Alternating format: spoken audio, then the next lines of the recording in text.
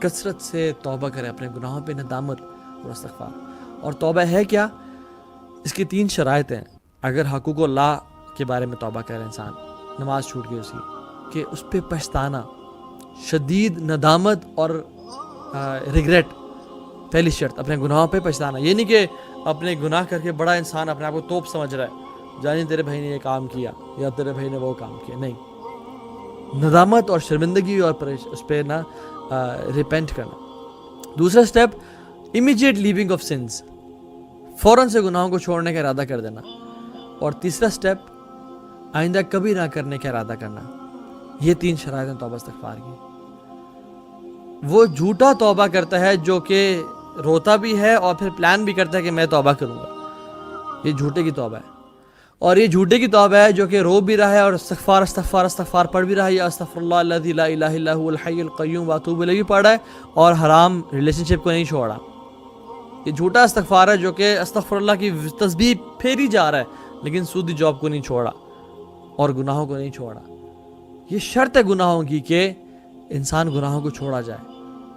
ٹھیک ہے، تو یہ سلف صالح کہتے ہیں کہ جو گناہوں کو بھی نہ چھوڑے اور استغفر اللہ پڑھتا رہے، یہ جھوٹوں کے استغفار ہے. امیجن میں آفس کی کھڑکیاں کھول دیتا ہوں اور اے سی آن کر دیتا ہوں، کیا کمرہ ٹھنڈا ہوگا؟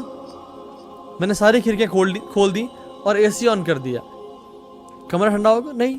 کیوں؟ کیونکہ اے سی کی جس طرح ہوا آ رہی تھی اس طرح باہر جا رہی ہے. تو اس طرح سے استغفار، اگر انسان گناہ کر رہا ہے اور استغفار کرتا جا رہا ہے تو there is no difference in his life. گناہ بھی کر رہا ہے اور استغفر اللہ پڑھتا جا رہا ہے. جیسے اے سی بھی آن ہے اور گھر کی کھڑکیاں بھی دروازے بھی کھلے ہوئے ہیں اور گھر میں کوئی فرق نہیں پڑا. جو مقصد تھا کیا کہ کولنس ہو کمرے میں، ٹھنڈک ہو، وہ اچیو نہیں کر پا رہا. تو استغفار کا جو مقصد تھا کہ انسان اپنے گناہوں کو بخشوائے اور رب کی رضا کو حاصل کرے، وہ انسان نہیں حاصل کر پا رہا کیونکہ وہ اس گناہ کو نہیں چھوڑا.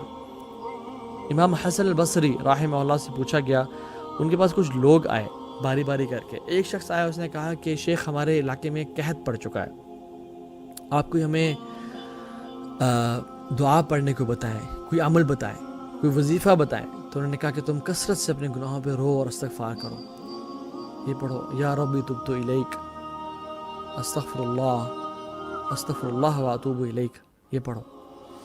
تو اس نے کہا ٹھیک ہے، چلا گیا. ایک شخص آیا کہ امام حسن البصری میرے پاس اولاد نہیں ہے، اللہ نے مجھے اولاد نصیب نہیں کی، مجھے کوئی وظیفہ بتائیں. تو انہوں نے کہا تم کثرت سے استغفار کرو. ایک شخص آیا، اس نے کہا کہ جو ہمارے ہاں نہر تھی، جو پانی جا رہا تھا وہ سوکھ چکی ہے، کچھ وظیفہ بتائیں. انہوں نے کہا استغفار کرو.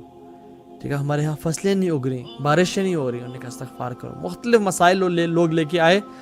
اللہ تعالیٰ نے امام حسن البصری رحمہ اللہ نے ان کو سب کو سیم جواب دیا. تو جو لوگ ساتھ بیٹھے ہوئے تھے وہ حیران ہو گئے اور کہا کہ مسائل تو سب کے مختلف ہیں. امیجن ایک ڈاکٹر کے پاس انسان کوئی ڈائریا کی شکایت لے کے آ رہا ہے، کوئی کینسر لے کے آ رہا ہے، کوئی برین ٹیومر لے کے آ رہا ہے، اور ڈاکٹر سب کو سملر ٹریٹمنٹ دے رہا ہے، سملر گولی دے رہا ہے. تو وہ حیران ہو گیا کہ آپ نے سب کو ایک ہی ٹریٹمنٹ دیا، کیا وجہ؟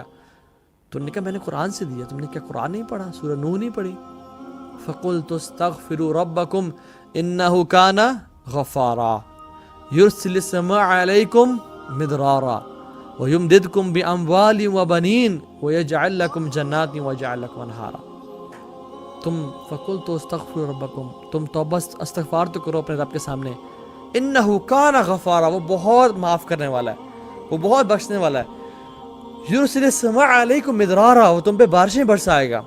وَيُمْدِدْكُمْ بِأَمْوَالٍ وَبَنِينَ، تمہاری مال سے اور بیٹوں سے مدد کرے گا. وَيَجْعَلْ لَكُمْ جَنَّاتٍ، تمہارے لیے ایگریکلچر لینڈ پرووائڈ کر دے گا، تمہارے کھیتوں کو رونق بخش دے گا. وَيَجْعَلْ لَكُمْ أَنْهَارًا، اور تمہارے لیے نہریں جاری کر دے گا. تم توبہ استغفار تو کرو. سیکھ توبہ. التائب من الذنب کمن لا ذنب لہ، گناہ سے توبہ کرنے والا ایسا ہی ہے جیسے اس نے کبھی گناہ کیا ہی نہیں تھا. نمازوں کی بات قاعدگی کریں، 5 وقت کی نمازیں گناہوں کو مٹا دیتی ہیں، صغیرہ گناہوں کو. اور کبیرہ سے توبہ کریں، سٹیپس اٹھائیں. 3 سٹیپس ہیں، بے شک شرائط ہیں، میں بہت دفعہ بتا چکا ہوں. نمبر 1 از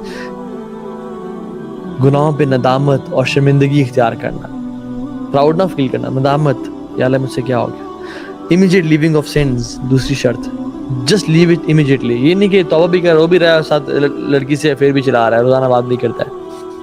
توبہ بھی کر رو بھی رہا ہے، ساتھ ڈرگز بھی لے رہا ہے. توبہ بھی کرتا ہے اور صدقہ خیرات بھی کرتا ہے اور رمضان میں تراویح بھی کراتا ہے اور دیگی بھی چڑھاتا ہے اور سود کی جاب کرا. دس از یہ جھوٹے کی توبہ استغفار ہے. سلف کہتے ہیں جھوٹے, فضل بن یاز کہتے ہیں یہ جھوٹے کی توبہ استغفار ہے. سو اس امیجیٹ لیونگ آف سینس. اور تیسرا ہے کہ آئندہ کبھی نہ کرنے کا ارادہ, توبہ کریں انشاءاللہ. اور اللہ تعالیٰ بہت معاف کرنے والا ہے. جو شخص توبہ کرے گا اللہ کو بہت غفور و رحیم پائے گا, اس کے دروازے ہمیشہ کھلے پائے گا اور دیکھے گا کہ اس کی لائف کیسے کنورٹ ہوتی ہے انشاءاللہ تعالیٰ.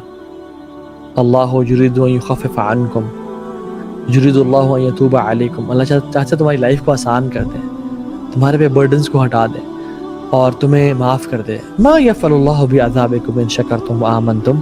میں کیا کروں گا تمہیں عذاب دے کے اگر تم شکر والے بن جاؤ اور ایمان والے بن جاؤ. میں تو چاہتا ہوں تم جنت میں ڈال دو. تمہارے گناہوں نے تمہیں مجھ سے دور کیا ہوا ہے. Whenever you feel a distance from Allah subhanahu wa ta'ala, whenever you feel distant from Allah subhanahu wa ta'ala, just ask yourself one question: who moved away? Who moved away? You moved away, not him subhanahu wa ta'ala.